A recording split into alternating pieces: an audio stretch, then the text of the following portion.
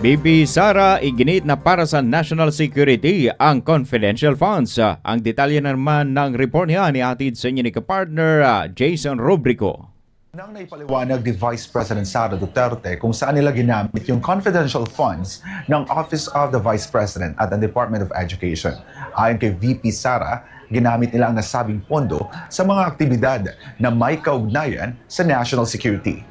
Sa unang episode ng programang Ibalik ang Tapang at Malasakit na umere noong March ng 2026, naipaliwanag na ni Vice President Sara Duterte kung saan ginamit ng Office of the Vice President at ng Department of Education ang confidential funds.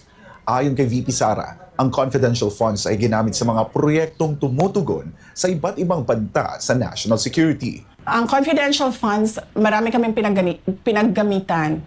Related siya lahat sa national security.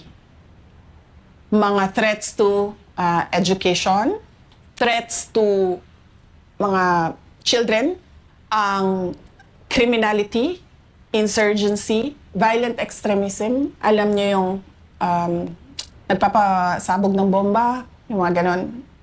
Dahil sa kanilang ideolohiya, ganyan. Merong recruitment sa ganyan. Tapos, terrorism. So, madaming mga threat sa national security natin na kailangan yung project natin sumasagot doon. At hindi mo magagawa doon yun kung wala kang impormasyon kung sino ang highly vulnerable sa problema na yon. Dagdag pa niya, ang confidential funds ay ginagamit sa pagbili ng impormasyong wala pang hawak ang gobyerno, partikular mula sa mga taong may kaalaman sa mga iligal na aktibidad at sa mga grupong itinuturing na banta sa estado.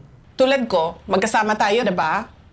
So, pare-pareho yung alam natin na impormasyon. So, bakit bibilhin yung impormasyon mo? Alam ko na yun eh. Diba? Kanino ba ang impormasyon na hindi ko alam? Doon sa mga illegal. Doon sa kalaban, kumbaga. Diba? So, doon ka bibili sa loob. Or, doon sa mga nakapalibot sa kanila. Na hindi man involved, pero may alam sa kung ano yung ginagawa nila. Hindi ka bibili ng impormasyon na alam mo. Ang bibilhin mo na impormasyon dyan, yung hindi mo alam na nandun sa loob. Kasi paano mo ba sila mahuli? Paano mo ba matarget yung project mo kung hindi mo alam anong ginagawa noong kalaban? The enemies of the state.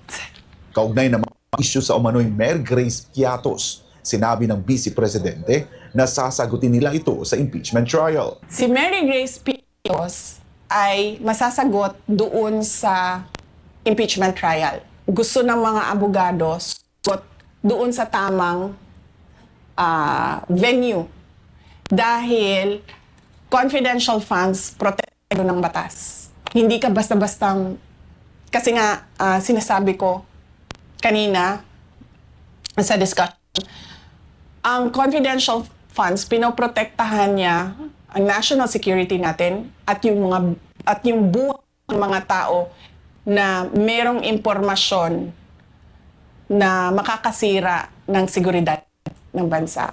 Pero nagbabala si VP Sara na ang paglalantad ng detalye ng paggamit ng confidential funds ay maakompromiso ang intelligence operations ng pamahalaan at mailagay sa alanganin ang seguridad ng mga source at law enforcement agencies. Hindi lang yung operations, pero mako-compromise yung security sector ng gobyerno natin. Kasi mag-i-explain kami kung paano nag-ooperate ang intelligence operation ng gobyerno. Makikita ng NPA, makikita ng makabayan, kaya takot ang makabayan sa confidential funds eh. Kasi alam nila na ginagamit yon para bumili ng impormasyon kung paano ginagawa yung recruitment, paano umaakyat sa bundok yung mga bata, mga ganon. Pag sinabi ko umakyat sa bundok, nagiging NPA. Pag nagsimulang mag-explain, makikita ang galawan ng law enforcement agencies. Makikita yung galawan nila. para sa Diyos at sa Pilipinas kong mahal. Ako po si Jason Rubrico. As we know you. Kapartner News Blast! DZRD Sunshine Radio